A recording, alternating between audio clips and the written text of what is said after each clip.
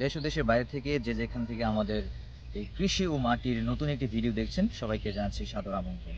আজ আমরা এসেছি চিনিগুড়া ধানের জমিতে এবং কালোজিরা ধানের জমিতে। আপনারা দেখছেন আমার বাম পাশে চিনিগুড়া ধানের জমি এবং ডান পাশে কালোজিরা ধানের জমি।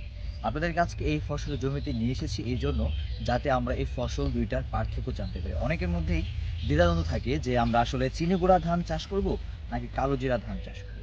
বন্ধুরা, আমি বলে রাখি, ধান চাষ ক্ষেত্রে আপনি যদি উৎপাদনের দিকে খেয়াল করেন তাহলে চিনিগুড়া ধান চাল উৎপাদন একটু বেশি হয় কালোজিরা ধানের তুলনায়, এবং চিনিগুড়া ধানেরটা এবং কালোজিরা ধানের তুলনায় একটু গাছটা শক্ত হয়। যার কারণে আপনারা দেখছেন এই যে এই পাশটাতে কিছু ধান শুয়ে পড়েছে, এটা হচ্ছে কালোজিরা ধানের জন্য।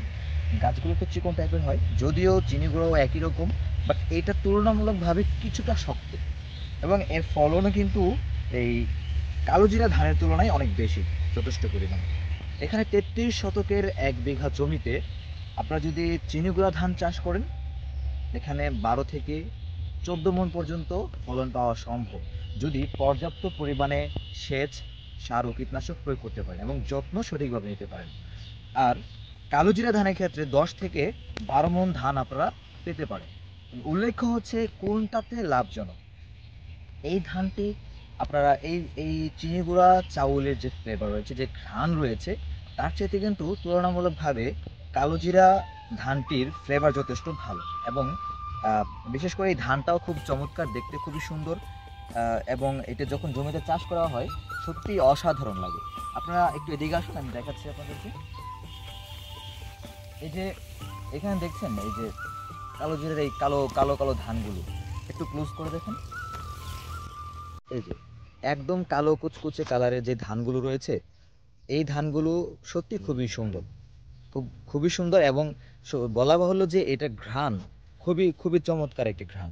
আপনি যখন বাসায় পোলাও চাউল রান্না করবেন, বাজার থেকে যেটা কিনে এনে রান্না করা হয় তার চেয়ে অনেক গুণ বেশি ভালো ফ্লেভার এবং স্বাদ পাওয়া যায় এই কালোজিরা ধানটিতে। তাই অনেক চাষিরাই উদ্বুদ্ধ হয়ে আসলে এই কালোজিরা ধানটি চাষ করে। তবে এর ফলন তুলনামূলকভাবে এই চিনিগুড়া চাইতে একটুখানি কম। এই কালোজিরা ধান কিংবা চিনিগুড়া ধান বছরে দুইবার চাষ করা যায়, এক হচ্ছে জানুয়ারির সময়, আর একটা হচ্ছে জুন জুলাই মাসের দিকে। তো অলরেডি এটি হচ্ছে জুন জুলাই মাসের সময় লাগানো হয়েছিল, যেটা এখন কাটার সময় হয়েছে নভেম্বর মাস। আর এই বীজটি না, যেটা এর আগে পুরাতন বীজ রয়েছে, সেটি আপনি চাষ করতে পারবেন জানুয়ারি মাসের মধ্যে, জানুয়ারিতে। তো আবার এই বীজটি চাষ করতে পারবেন পরের বছর মে জুন। তো বন্ধুরা, যারা এখন ভিডিওটি দেখছেন এবং আপনাদের মধ্যে যদি কেউ এই কালোজিরা ধান কিংবা চিনিগুড়া ধানের বীজ সংগ্রহ করতে চান, তাহলে স্ক্রিনে দেওয়া ফোন নম্বরে কল করে রাজ বীজ ভান্ডার থেকে এই উন্নত জাতের ভালো মানের চিনিগুড়া ধান এবং কালোজিরা ধানের বীজ সংগ্রহ করতে পারেন। এবং ভিডিও ডেসক্রিপশনেও ফোন নম্বর দেওয়া থাকবে, সেখান থেকেও সংগ্রহ করতে পারেন।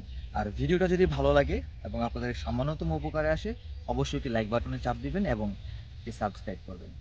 আর কমেন্টে জানাতে পারেন আপনার মূল্যবান মতামত। আল্লাহ হাফিজ।